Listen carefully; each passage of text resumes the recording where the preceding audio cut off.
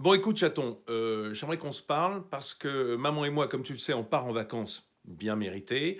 On te laisse la maison, nickel, rangée, lavée, et on aimerait bien la retrouver comme ça en rentrant. Hein, message entendu. Alors, ne t'inquiète pas, pour tes repas, tout est prévu, on a laissé tout ce qu'il faut. Et en plus, papy va passer de temps en temps te faire un petit peu la cuisine. C'est pas cool, ça? Hein? Mais je te parle. Ah oui, je sais. Tiens, voilà 5 euros qui ira te chercher les croquettes que tu aimes.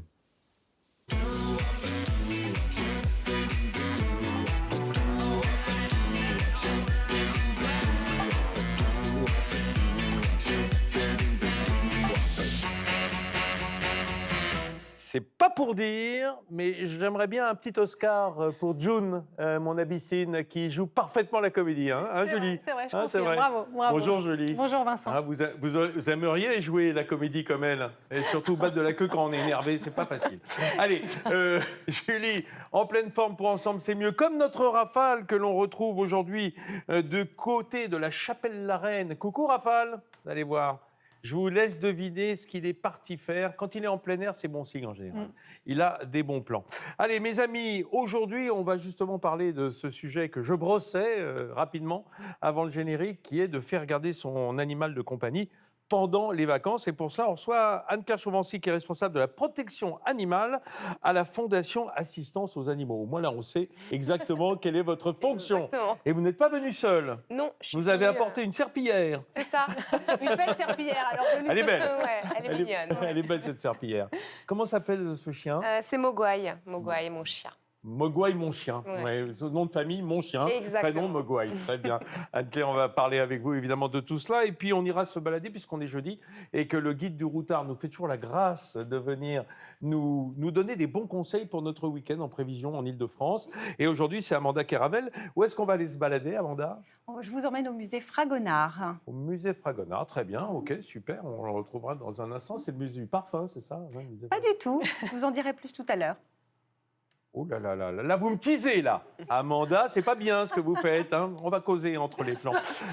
Allez, on part immédiatement du côté de la cuisine. Regardez si c'est beau, parce qu'il n'y a pas que le monde animal canin, hein, il y a aussi le monde marin avec notre chef. Il est breton, il est venu avec ses copains hein, sur les plateaux, Bonjour. les huîtres notamment.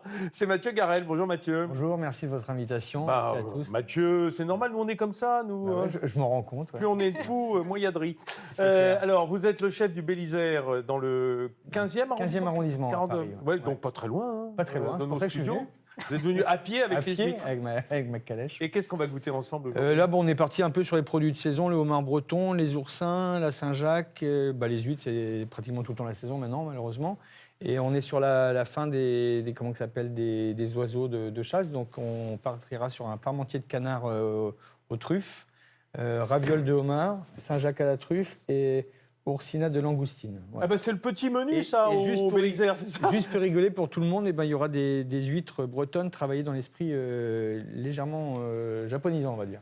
Très bien, Voilà. très bien. Effectivement, ce culte de la mer et des produits marins, c'est commun au Japon et à la Bretagne. C'est clair. Il faut bien le dire. Ils vont Vous êtes de monter quel les coin en produits. Bretagne, vous? Je suis au niveau de Pinmar, dans le pays Bigoudin, Ah. où les dames avaient des coiffes à une époque. Ouais, c'est ça, Pamar. C'est le sud, ouais, c'est le c'est sud vraiment du Finistère. ouais, c'est le sud. Ah, le sud, Ouais. c'est la pointe sud. Ouais, Ouais, c'est là d'accord. où il fait parce que beau. j'en connais du nord qui considèrent que c'est du sud. Enfin bon, je vous expliquerai. Oui. Allez, on va immédiatement. Vous êtes au courant déjà? Bon, d'accord.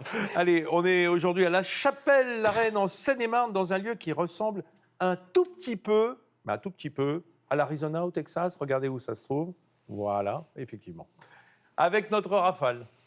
Salut Vincent, salut Julie, j'espère que vous allez bien. Moi je vais plutôt bien, je suis du côté de la Seine-et-Marne, la Chapelle, la Reine. Et justement, ce qui est drôle, c'est qu'on va faire du reining. Qu'est-ce que c'est le reining? C'est une nouvelle discipline avec du cheval, parce que justement, les habitants du coin ont eu une surprise au mois de septembre, c'est de voir sortir de terre un ranch, un vrai ranch avec des chevaux à l'américaine. Et c'est grâce à ce monsieur qui s'appelle Grégory. Comment ça va, Grégory? Salut, ça va et toi? Bah plutôt bien. Ici, on a une spécialité, c'est le reining. Ça n'a rien à voir avec des rois, des reines, rien du tout. Exactement. Le reining provient des États-Unis. On a des chevaux, des quarter horse. Et Ça, donc, c'est une espèce de cheval. c'est voilà, une race. La race avec laquelle on fait le reining, on fait cette discipline. Donc d'ailleurs, là, il y en a un petit là qui nous regarde. Et, Il veut passer à la télé, celui-là. voilà, exactement. Et donc, cette discipline qui provient des États-Unis, j'ai voulu la faire connaître dans la région de Fontainebleau. Et c'est pour ça que j'ai créé ce Beau Ranch. Et alors, qu'est-ce que c'est justement le reining? C'est une discipline, ok, mais c'est quoi? Une chorégraphie avec les chevaux? On peut appeler ça comme ça, c'est-à-dire qu'on fait des figures. Donc c'est un dressage, on fait des figures, on fait des sliding stops, donc le cheval glisse sur les postérieurs. Il fait aussi des rollbacks, il fait des grands cercles au galop, des petits cercles lents. Il fait aussi des spins, donc il tourne sur lui-même. Donc je vais pouvoir vous montrer tout ça tout à l'heure dans l'arène de show. Mais par contre, là je crois qu'il y a un petit problème avec le chapeau là. Puisqu'il a mon chapeau. Il est bien, non? C'est pas le bon chapeau. Hein. À mon avis, il vaut mieux prendre celui-là. Ah, là, vrai cow-boy. Parce que regardez, lui, il a toute la panoplie. Les bottes de reining, les éperons, le teddy, le chapeau. Je crois là, les amis, mon cher Vincent, Julie, que là, on est prêt justement pour aller s'essayer au reining. Alors, On y va? Allez, dans moins d'une dizaine de minutes, des chevaux qui font des choses incroyables et des dresseurs encore plus incroyables. À tout de suite.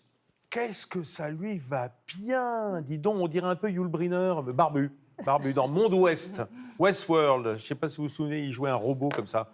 Hein, il y a un côté Yul Brynner. J'adore. Ça lui va très bien. Il va garder, à mon avis, le chapeau toute l'année. Mes amis, on va s'occuper tout de suite de placer nos animaux, enfin, en tout cas, avoir pour nos animaux de compagnie un petit refuge pendant les vacances, hein, si on ne peut pas partir avec.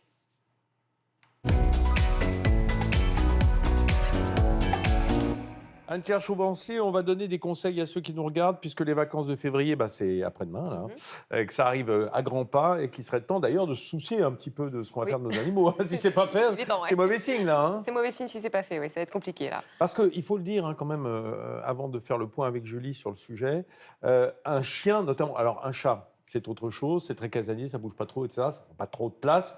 Un gros chien, lorsqu'on veut l'emmener dans certaines destinations, c'est pas toujours simple.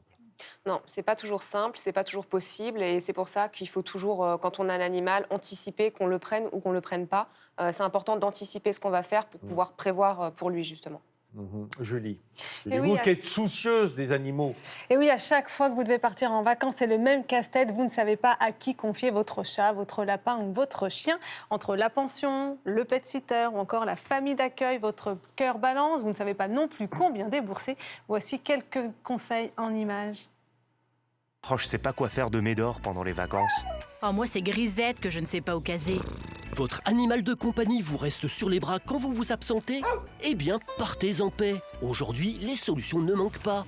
Et soyons clairs, l'abandon n'en est pas une. C'est mal et ça peut vous coûter jusqu'à 30 000 € d'amende et 2 ans de prison. Non, le plus couru, c'est de confier son animal à la famille, ce que font 67% des Français, ou à un ami, 21%. Sinon, vous pouvez le mettre en pension chez un professionnel. C'est la garantie d'un lieu régulièrement contrôlé et d'un personnel qualifié. Et c'est l'occasion qu'il se fasse des copains. Attention à ce que les vaccinations soient bien à jour. Comptez entre 10 et 25 € la journée. Plutôt pour les minous ou bien les toutous sur une très courte période, il existe la solution visiteur à domicile. Avantage, votre animal n'est pas dépaysé.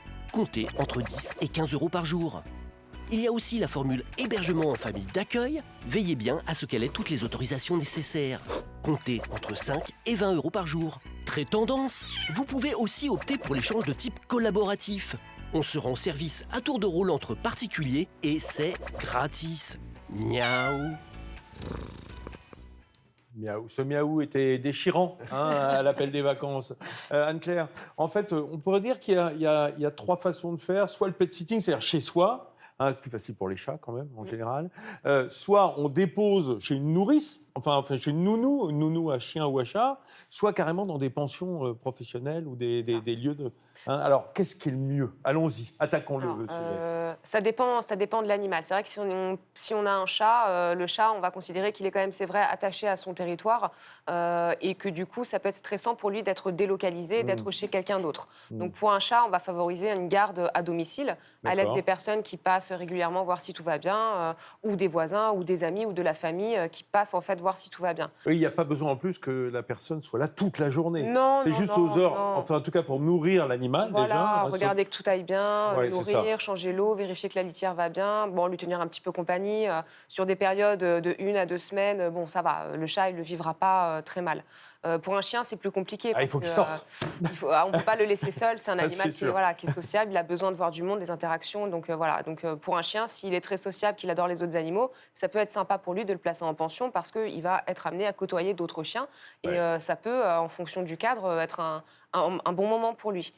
Sinon, l'idéal, c'est quand même de le placer chez de la famille, chez des amis ou en famille d'accueil temporaire pour pas qu'il soit seul. Julie. Alors, si on opte pour la pension, que doit-on regarder avant de choisir la pension? La taille du box, le nombre de sorties, quels Alors, il y a critères on garde? plein d'options différentes qui existent. Ouais. Il y a des pensions avec des box, justement. Il y a des pensions où c'est du plein air, avec des niches. Il y a des pensions où l'animal va vivre, en fait, chez les habitants. Il y a plusieurs types. Donc, il faut voir ce qui correspond à ce qu'on serait prêt à faire. Oui, savoir si c'est de la chambre d'hôte ou de l'hôtellerie. Exactement. Un peu. Voilà. Il faut toujours s'y prendre en avance et aller vérifier avant, forcément, les conditions dans lesquelles le chien va être hébergé. Donc, faire une visite et puis Hébergé regarder... Pardon, excusez-moi. Je n'ai pas pu m'empêcher. Non, mais Allez, toutes les blagues pourries, c'est pour moi. Moi, je les prends, j'achète. Donc, regardez un peu comment c'est, est-ce que c'est propre, l'état des animaux qui s'y trouvent actuellement, est-ce qu'ils sont sales, est-ce qu'ils sont propres, est-ce qu'ils ont l'air bien. Donc voilà, c'est important de prévoir, de s'y rendre, de prendre tous les renseignements et de ne pas laisser son animal à n'importe qui.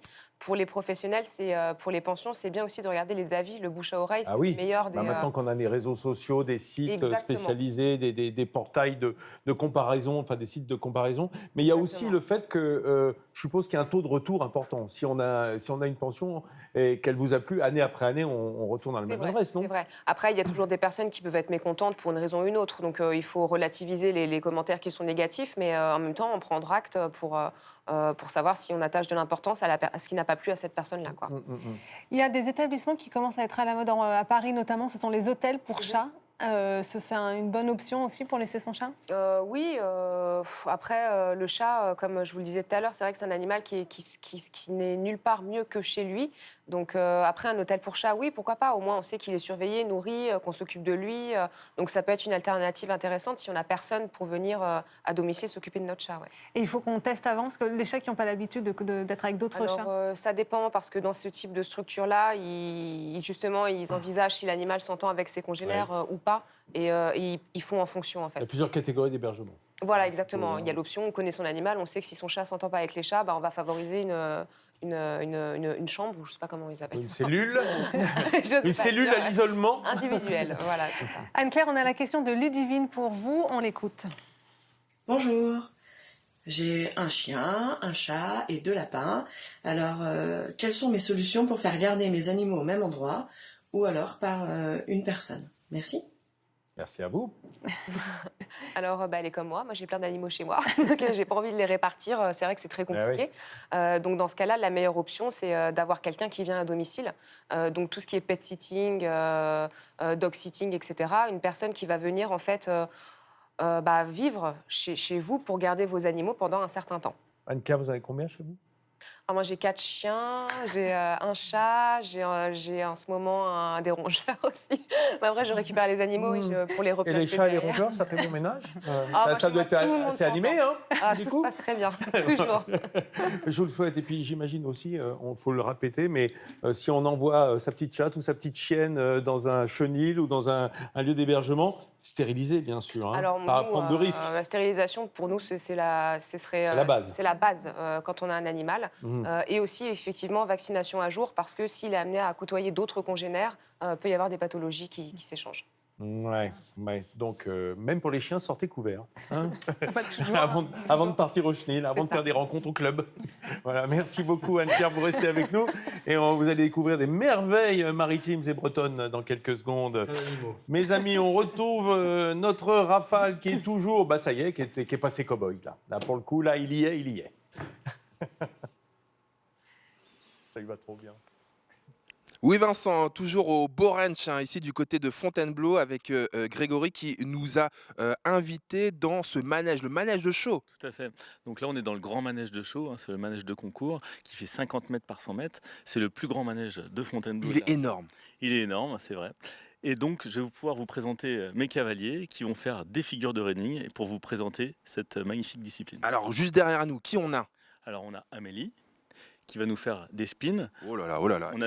On a Stefano Ferri qui est champion du monde en titre en 2017 de Vous vous Rennes. rendez compte, on a un champion du monde qui est avec nous de la discipline. Et là-bas au loin alors? Et au loin, c'est Marine. Marine va nous faire donc un sliding stop. Ce qu'on appelle un sliding stop, c'est un stop, le cheval bloque les postérieurs quand il est au galop. Il va se stopper là juste devant Florine Constant qui m'accompagne comme chaque matin.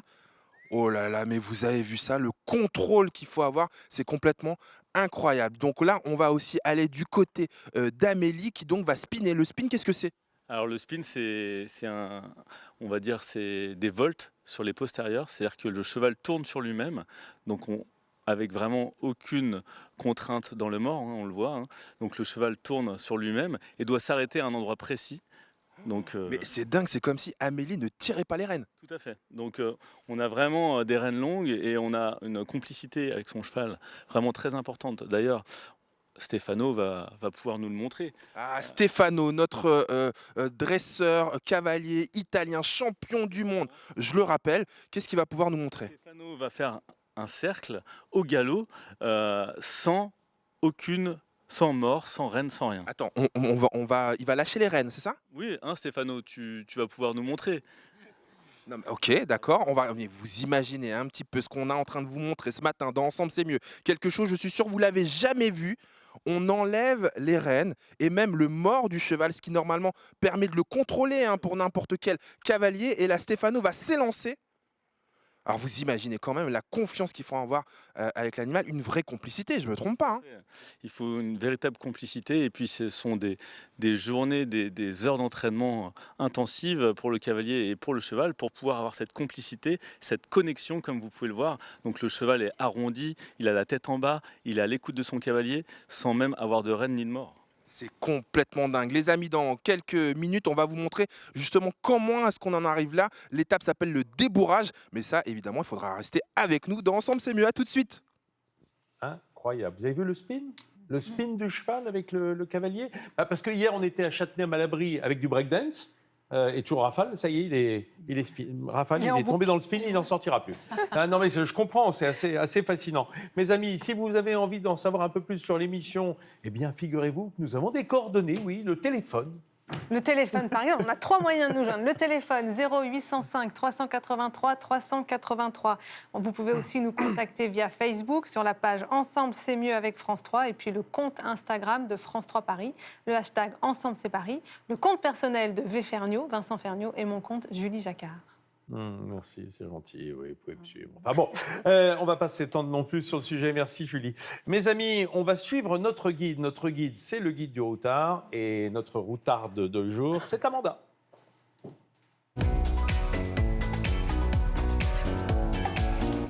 Amanda, vous m'avez carrément intrigué tout à l'heure. On sait que le musée Fragonard, ce n'est pas le musée du parfum, déjà. Ça m'a un peu surpris. Je ne pense pas que ce soit le peintre non plus. Non plus. Mais c'est de la famille. Ah! Voilà. Ah! Alors, je vous emmène au musée Fragonard, qui est le musée de l'école vétérinaire de Maison-Alfort. Ouais. L'école d'Alfort, avec qui on a un partenariat d'ailleurs ici Ensemble c'est mieux. Voilà, on reste dans le. Génial. Dans le on repasse animalier. dans les animaux. Formidable. Voilà, formidable. et cette école abrite un musée vraiment hors du commun. Qui a été rénové là, il y a une dizaine d'années, mais dans l'esprit des vieux cabinets de curiosité, donc avec du parquet ciré, des grandes vitrines, voilà, magnifiques, avec 4200 objets, donc une quantité incroyable, donc des squelettes. Humains, ceux-là. Humains. Alors, c'est un mélange, en fait. On trouve à la fois des squelettes humains et d'animaux, puisqu'au départ, en fait, Fragonard, donc, qui est né à Grasse, quand même, était anatomiste, chirurgien, voilà, et lui a travaillé dans la première école vétérinaire au monde qui s'est trouvée à Lyon. Et finalement, Louis XV a créé cette deuxième école à Maison-Alfort, d'abord à Paris, puis à Maison-Alfort. Il est venu y travailler et son métier, c'était de disséquer les animaux. Donc, à visée pédagogique, voilà, évidemment, mais les animaux et aussi les humains. Donc, Voilà, alors dans ce musée, On il y a faisait pas pas mal- la différence à l'époque, hein, tout le monde y passait. les contours étaient flous. Hein. Voilà. Et alors, il y a plusieurs sections hein, dans ce musée. Une Et même première- 10 sections, j'ai envie de dire. Oui, 10 sections, mais moi je vais m'arrêter sur 3 déjà. Oui. Une première donc d'anatomie comparée où on compare D'accord. les espèces entre elles. Donc on regarde les systèmes neurologiques et des reconstitutions en fait en plâtre.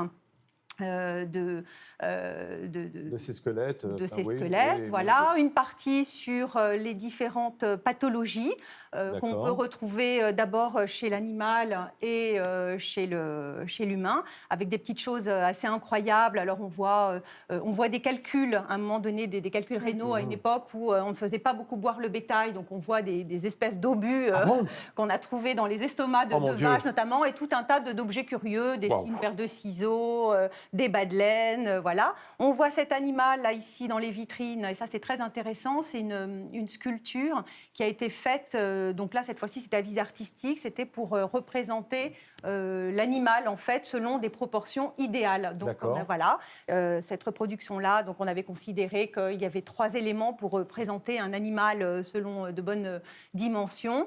On le voit là.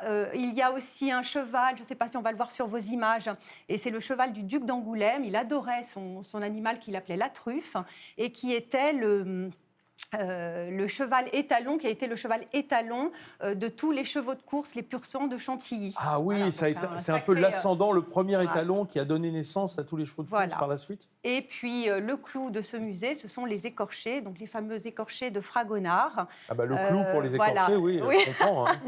Voilà, et ce qui montre justement, puisqu'on parlait d'humains et d'animaux, là effectivement la pièce maîtresse c'est le cavalier qui se retrouve, donc on le voit pas trop, mais il est dans une pièce plongé dans la pénombre, ce qui rajoute une dimension peut-être un peu macabre, assez exceptionnelle.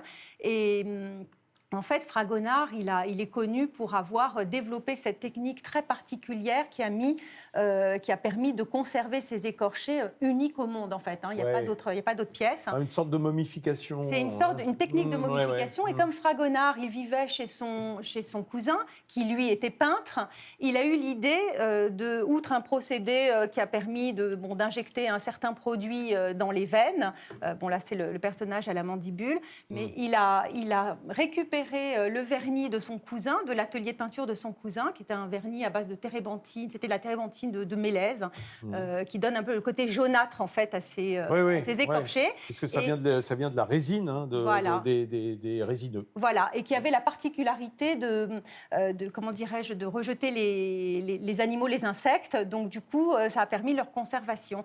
Et on voit ces écorchés, et notamment ce cavalier sur le cheval, qui est quand même exceptionnel et qui a été fait quand même à une époque où, parce que là maintenant on regarde le côté artistique de la chose, mais au départ il y avait une visée scientifique et c'était de comprendre à une époque où on se demandait justement quelle était la différence entre l'homme et l'animal. Intéressant de voir que finalement... Oui, parce que psychologiquement parfois on voit pas bien la différence, hein, mais en revanche physiquement c'est vrai qu'on y arrive. Alors quelle est la pièce qui vous a le plus marqué, Amanda, vous, enfin de tout ce musée qui se trouve dans l'école d'Alfort, on est d'accord? Oui. Alors c'est au sein de l'école. Alors il y a justement dans cette école, il y a un très bel amphithéâtre.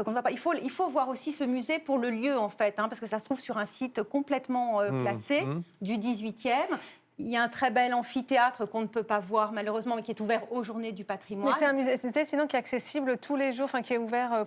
Le musée est ouvert tous les jours, sauf lundi et mardi, les après-midi de 14h à 18h. D'accord. Et le samedi dimanche à partir de 13h. C'est 8 € l'entrée avec audio-guide. On peut avoir des visites guidées et en plus elles sont guidées par des élèves de l'école vétérinaire. Voilà, sur réservation. Et vous ne m'avez pas dit quelle est la pièce qui vous a le plus marqué? C'est le cavalier? Les écorchés, ça reste, c'est tellement unique, tellement exceptionnel que voilà. Mais sinon, il y a tout un tas de petites fioles. Il y a un bébé sirène, c'est incroyable quand même. Il y a aussi. Oui, parce qu'on voit des adultes souvent, mais le bébé. Voilà. Merci beaucoup, Amanda. On va aller voir du côté d'Alfort. Hein. On en reparlera à nos amis vétérinaires qui viennent souvent sur le plateau.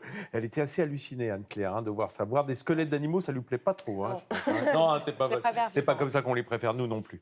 Allez, mes amis, on va immédiatement aller du côté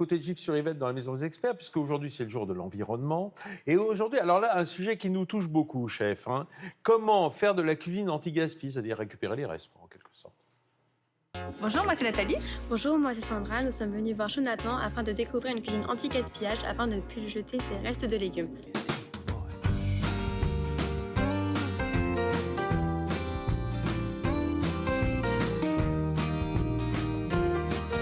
Bonjour Nathalie, bonjour Sandra. Bonjour Jonathan. Quand on cuisine, on a tendance à jeter une partie des légumes qu'on considère comme inutiles pour notre préparation. Pour éviter de gaspiller lors de vos repas, on va voir ensemble comment cuisiner tous les restes de vos légumes. C'est parti ? Ouais. Pour réduire le gaspillage alimentaire, quand on cuisine à la maison, on se rend compte que parfois on juge certaines parties de nos légumes comme étant inutiles. C'est le cas, par exemple, des fans de carottes. On va donner une seconde vie avec ces fans en faisant un pesto. Et on va tout simplement hacher ces feuilles-là et les mettre au mixeur. On va maintenant ajouter des ingrédients qu'on trouve habituellement dans le pesto, à commencer par les pignons de pain. On en met 50 grammes dans le mixeur. 50 grammes de parmesan, on va mettre 2 gousses d'ail, on a 1 cuillère à soupe d'eau et on a environ 3 cuillères à soupe d'huile d'olive. Voilà, allez-y.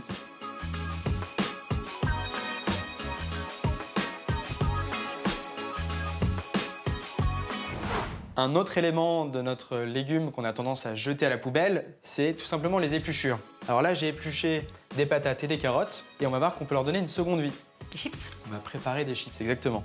Et pour les faire dorer, ces chips, on va ajouter 1 cuillère à soupe d'huile d'olive dans notre préparation. Quelques épices, du sel et du poivre. Et maintenant, on va pouvoir enfourner à 180 degrés pendant 20 minutes. J'adore. Excellent. C'est super bon.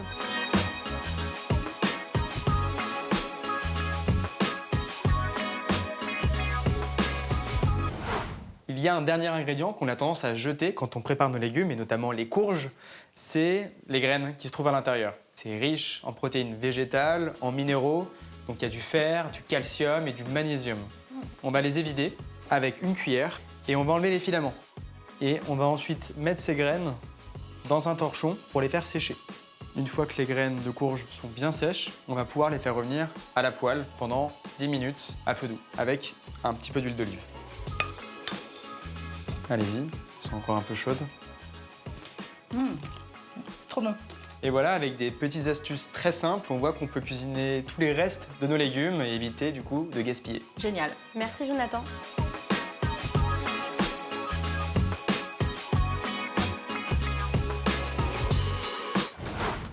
On résume. Pour réaliser une cuisine anti-gaspi. Hachez puis mixez vos fans de carottes pour en faire un pesto. Enfournez vos épluchures de pommes de terre en les badigeonnant d'huile d'olive pour en faire des chips. Faites revenir à la poêle les graines de courge pour les consommer à l'apéritif. Et voilà, vous avez désormais toutes les recettes pour ne plus gaspiller vos restes alimentaires. Alors, le chef et moi, on a juste une petite réaction sur la température de cuisson de la chips au four, hein, chef. Ouais, moi, je ne serais pas sur du 180 degrés, je serais plutôt sur du 200-210 minimum, avec un thermostat aménagé entre 7 et 8. Quoi. Parce que la chips, on veut que ça soit un peu dessiqué, quoi, crispy, que l'eau qui est dans le truc... Ouais, il faut que ça soit... Et saisi, quoi. Hein. Saisi, juste saisi comme il faut. On ne le fait pas dans l'huile, hein, parce qu'on est santé. On ne dit pas de mal. Mais merci, Jonathan. Parce merci, Jonathan. On ne jette rien et c'est important. C'est très bien. Et le pesto de fan de carottes, moi, je suis fan. J'en ferai une prochaine fois. Ouais. Quoi Oh non, mais celle-là, elle passait comme une lettre à la poste si vous n'aviez pas rigolé. Oh là là là là. Bon, allez, et immédiatement, on va trouver la baie. Ah non, d'abord, on va... excusez-moi, on va partir boire Rafale, parce que est-ce qu'il est toujours à cheval? C'est ça la question. Est-ce qu'ils ont réussi à le faire monter, à le dresser? Voilà. Voilà, on est... J'ai oublié. À la Chapelle-la-Reine, en Seine-et-Marne. Ah oui, pas tout près. Hein, il faut y aller à cheval. Ah, il n'est pas monté. Alors oui, Vincent, évidemment, avant justement de faire toutes ces figures incroyables, il y a un gros travail de dressage avant tout, Grégory. Hein. Et là, on s'est rapproché du manège de détente. Exactement, on est dans le manège de détente et là, on peut voir Stéphano avec un jeune cheval de 18 mois qui s'appelle Gun. Qui est magnifique, hein. Vous avez vu ses yeux bleus et ce masque blanc? Et donc ce cheval n'est pas du tout débourré, hein, donc il n'a jamais eu de selle. Il n'a jamais débourré, c'est ça, hein, ça veut dire qu'il n'a jamais été monté, il n'a jamais eu de selle. Tout à fait, il n'a jamais eu de selle. Et donc Stéphano est en train de créer un lien très fort avec ce cheval. On est les seuls à pouvoir débourrer un cheval en 2 jours, n'importe quel type de cheval. C'est-à-dire qu'avec la méthode la plus douce possible, on a une relation qui se crée et en 2 jours, on peut monter sur n'importe quel type de cheval grâce à la méthode de Stéphano. C'est incroyable. Vous nous posez la question aussi sur le Twitter de France 3 Paris, @France 3 Paris. Est-ce que les animaux ont été maltraités? Évidemment non. Bien sûr que non. Justement, tout part de là. On a vraiment une méthode très douce pour monter sur le cheval. Et donc, on crée une relation de confiance immédiate, ce qui permet donc de très lentement et calmement monter sur le cheval. D'ailleurs, peut-être que Stéphano va nous le montrer. Stéphano, justement, qui, on le rappelle, est champion du monde de la discipline. Regardez avec quel tact, quelle délicatesse est-ce qu'il fait s'approcher le cheval à lui. Et regardez cette relation de confiance qui s'installe, qui est juste magnifique. On vit un instant de grâce ce matin dans Ensemble c'est mieux. Et vous allez voir, Stéphano va tenter, j'allais dire presque d'imiter la selle. Tout à fait. Il va, avant de mettre une selle, bien évidemment, il va monter dessus, il va essayer de monter dessus sans effrayer le cheval. Donc ça va être la première fois que ce cheval va vraiment être monté par une personne. Quel âge il a ce cheval déjà? Il a 18 mois. C'est un tout jeune cheval qui, jusqu'à présent, n'a jamais eu personne sur le dos. Tout à fait. Donc c'est pour ça que on voit que le cheval déjà a déjà vraiment une confiance énorme envers Stéphano en très peu de temps parce qu'il a les points de contact, il touche à des endroits bien spécifiques sur le cheval, ce qui lui permet de vraiment avoir ces aptitudes. Et c'est incroyable, on vous l'a dit, c'est tout en douceur que ça se passe. Bravo Stéphano, et ça se passe au Beau Ranch. Vous avez envie d'en savoir un petit peu plus sur ce lieu complètement incroyable qui est sorti de terre au mois de septembre dans la tête de Grégory. On vous dit tout d'ici la fin de l'émission pendant que vous serez en train de déguster. Allez, à tout de suite. Les amis, Amanda Kéravel du Routard, subjuguée par ce qu'elle voit. Ah bah oui, parce que je trouve ça admirable ce qu'ils font de dresser. Vous ne montez pas vous-même? En 2 jours. Non, pas du tout. C'est pas mon truc. Et ça vous donne envie? Pas spécialement, mais j'ai envie d'aller voir quand même, parce que je trouve le travail et le lieu d'ailleurs magnifique. Ah oui, c'est super, c'est à Chapelle-la-Reine. Voilà. Méconnu en dehors du Quarter Horse, bien entendu. Les amis, on va immédiatement se tourner vers Julie, car je vois dans son œil qu'elle a eu une belle idée.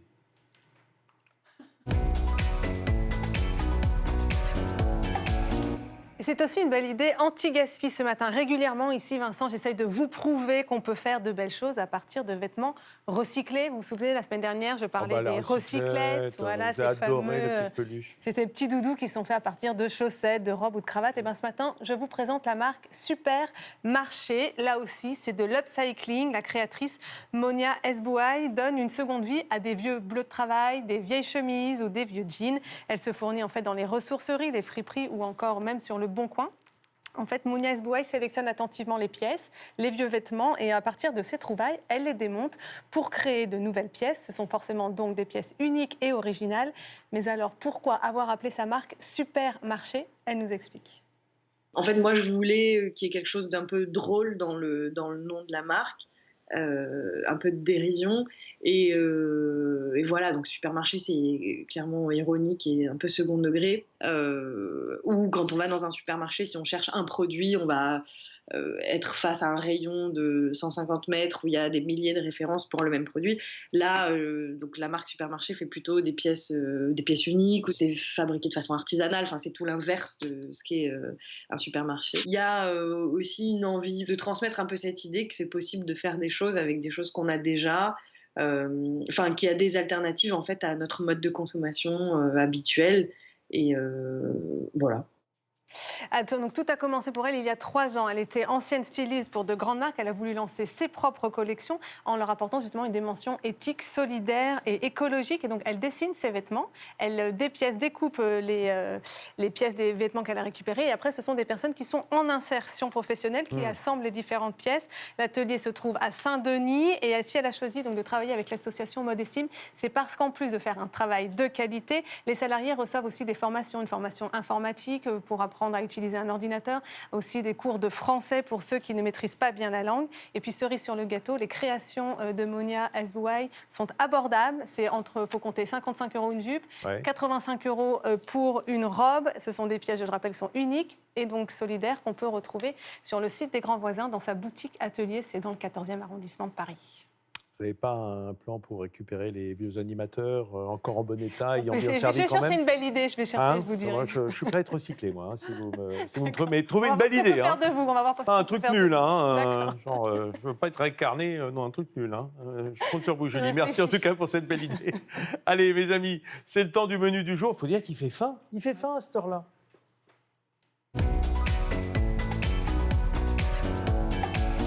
Nous avons ici le dernier général romain, le Bélisaire. C'est son nom, hein. C'était un des grands généraux romains de l'Empire byzantin. Du 6e ou 5e siècle. Oui, c'est votre enseigne. C'est le nom de ça. votre restaurant, votre bistrot à Paris dans le 15e.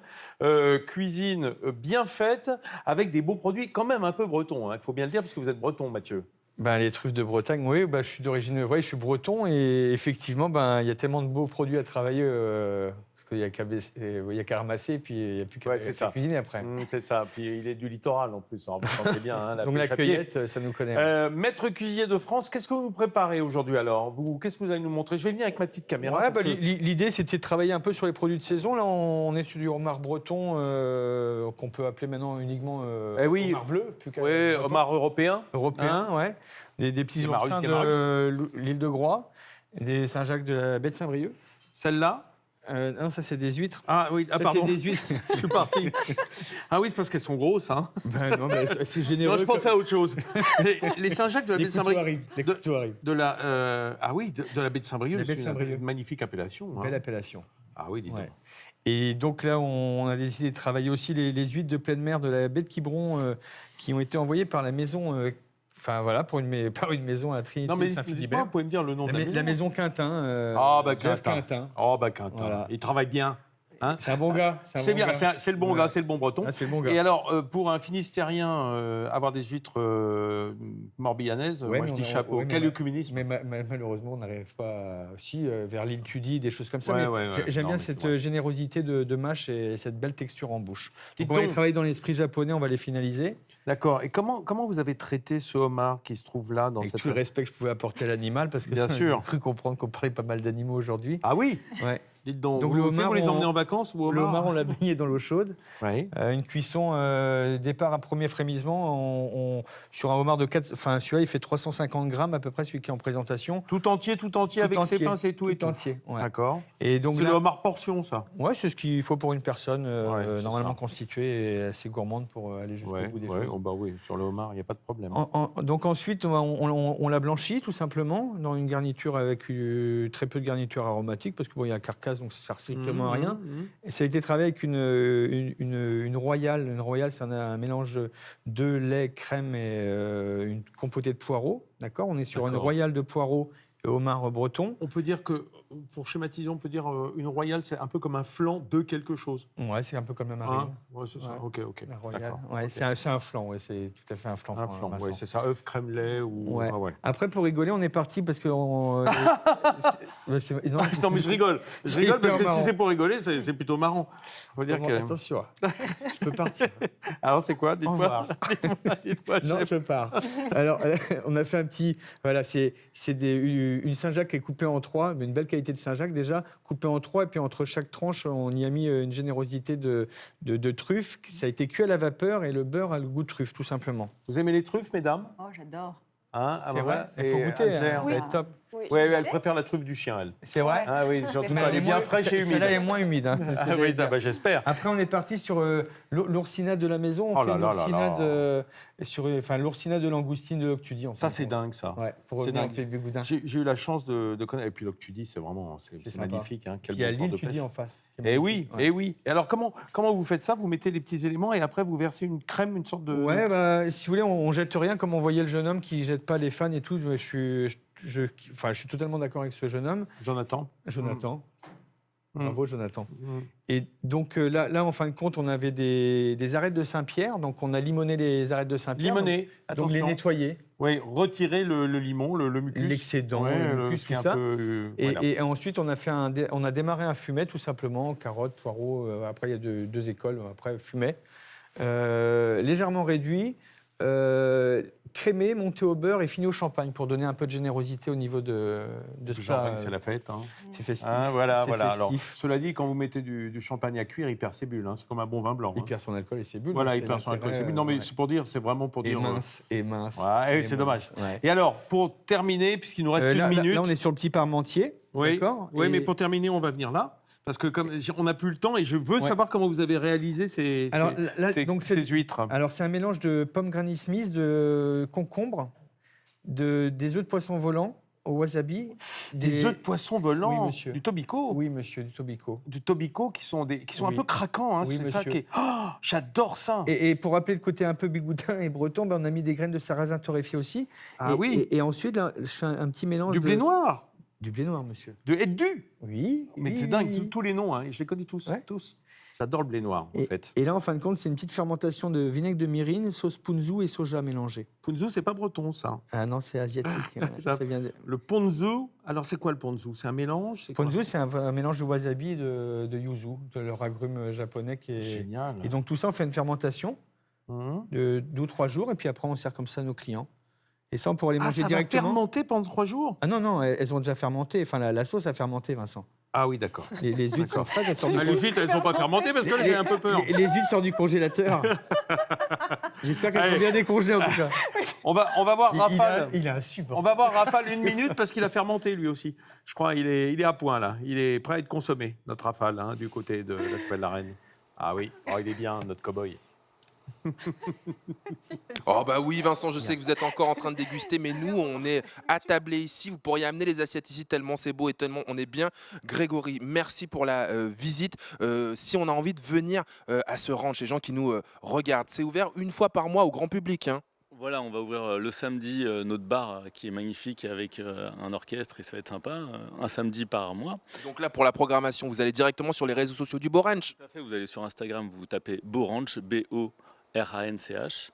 Et puis on a aussi 2 très grandes compétitions internationales, hein, du 24 au 28 juin et du 9 au 13 septembre. Donc là, ouvert bien sûr au public, n'hésitez pas à venir et à profiter. Et on est à quoi 1 heure de Paris, donc vraiment n'hésitez pas, c'est une très belle balade, on a passé un très bon moment, bravo, en tout cas c'est un vrai passionné, une équipe de passionnés qu'on a rencontré ce matin, on était très contents de vous la faire découvrir. On se retrouve évidemment nous très vite, Vincent, Julie et les autres copains et copines dans Ensemble c'est mieux, et n'hésitez pas, on vous met toutes les infos dans le groupe Facebook Ensemble c'est mieux avec France 3. Salut.